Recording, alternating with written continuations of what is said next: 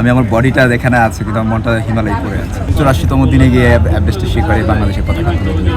পৃথিবীর সবচেয়ে উঁচু জায়গায় দাঁড়িয়ে আছি, মনে হয় আমি পৃথিবীর রাজা। আমি যেহেতু পর্বত আরোহী, আমার নতুন প্ল্যান সেই পর্বত কেন্দ্রিক। আর কিছু অভিযান প্ল্যান করছি এবছরে, কয়েকটা অভিযান করার প্ল্যান আছে। জুন জুলাইয়ের দিকে একটা অভিযান করার প্ল্যান আছে। এবার একটু ইচ্ছে করছে যে আমরা আমাদের এই হিমালয়ের বাইরে একটু অভিযান করার চেষ্টা করছি।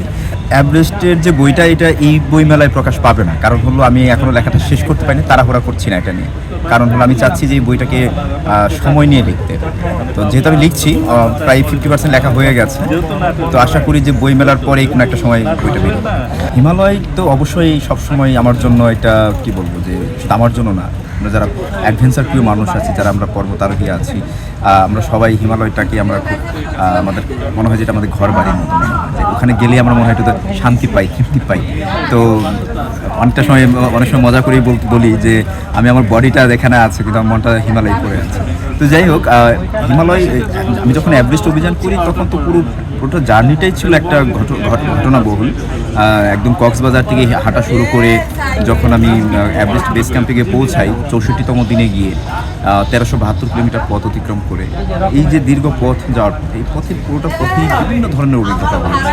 মানুষের সাথে অভিজ্ঞতা হয়েছে, প্রকৃতির সাথে অভিজ্ঞতা হয়েছে, অনেক ধরনের অভিজ্ঞতা। এর মধ্যে যদি আমার যমুনা নদী যখন সাঁতার কাটতে হয়েছিল, যেটা আমার একটা বিভৎস রকমের অভিজ্ঞতা ছিল, যে আমি যেহেতু রেগুলার কোনো সাঁতারু না, সেজন্য একটা লম্বা পথ সাঁতার কাটা, যে 3 কিলোমিটার সাঁতার কাটা, এটা আমার জন্য খুবই চ্যালেঞ্জিং ছিল।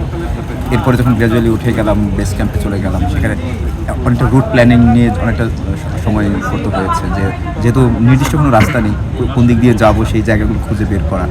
তারপরে যখন বেস ক্যাম্পে পৌঁছে যাই, বেস ক্যাম্পে নতুন অভিযান শুরু হয়, উচ্চতার অভিযান শুরু হয়। আর সেখান থেকে যখন আমি রোটেশন করি খুমবাইস ফলে, সেখানে একটা অ্যাক্সিডেন্ট হয়। তারপরে সেটা নিয়ে আমাকে প্রায় 4-5 দিন একদম মানে কী বলে যে স্থির থাকতে হয় একটা জায়গায়, বেস ক্যাম্পে বসে থাকতে হয়। তো তারপর আস্তে আস্তে মানে সামিট পোস্টের দিকে চলে যাই। তো 84তম দিনে গিয়ে এভারেস্টের শিখরে বাংলাদেশের পতাকা তুলে দিই। পুরোটা পথ আমি একা ছিলাম ইনানি থেকে। তো আমার সাথে পথে বিভিন্ন জায়গায় বিভিন্ন সময় অনেক মানুষ যুক্ত হয়েছে, যেমন বাংলাদেশের পুরোটা অংশে বিভিন্ন স্থানীয় মানুষগুলো আমার সাথে যুক্ত হতো, যারা বন্ধুবান্ধব ছিল, যারা অ্যাডভেঞ্চার পছন্দ করতো তারা ছিল। এবং আমার সাথে টনিন নামে আমার বন্ধু আছে, সে আমার সাথে বাংলাদেশের পুরোটা অংশ হেঁটেছিল। আমি যখন ইন্ডিয়াতে ঢুকে যাই, তখন সেখানে আমার ইন্ডিয়ার এক বন্ধু কিছুটা সময় আমার সাথে ছিল। এরপরে যখন নেপালে ঢুকে যাওয়ার পরে সেখানে আমার একটা বন্ধু আবার যুক্ত হয়। যখন একদম এভারেস্ট বেস ক্যাম্পে চলে যায়, তখন উপরের মানে এভারেস্টের যে মূল যে টেকনিক্যাল ক্লাইম্বিংটা যখন শুরু হয়, তখন সেখানকার আমার শেরপা বন্ধু ছিল, তাসি গালজেন শেরপা ছিল।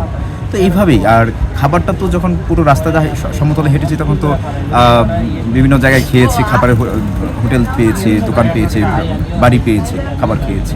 এবং যখন এভারেস্ট বেস ক্যাম্পে চলে যাই, এভারেস্টে সেখানে সেই এজেন্সির খাবারগুলো খেতে হয়েছে। এবং অতি উচ্চতায় যে খাবারগুলো আমরা খাই, সেগুলো তখন খেয়েছি। উচ্চতার যদি সেই অনুভূতির কথা কি বলবো, যে হয় না যে পৃথিবীর সবচেয়ে উঁচু জায়গায় দাঁড়িয়ে আছি, মনে হয় আমি পৃথিবীর রাজা। তো এর থেকে আর কি হতে পারে, যে হ্যাঁ আমি বাংলাদেশের পতাকা নিয়ে দাঁড়িয়ে গেছি। বাংলাদেশের মানে প্রায় 20 কোটি মানুষ, এই প্রত্যেকটা মানুষের প্রতিনিধিত্ব করেছে, বাংলাদেশের মানে লাল সবুজের প্রতিনিধিত্ব করেছে।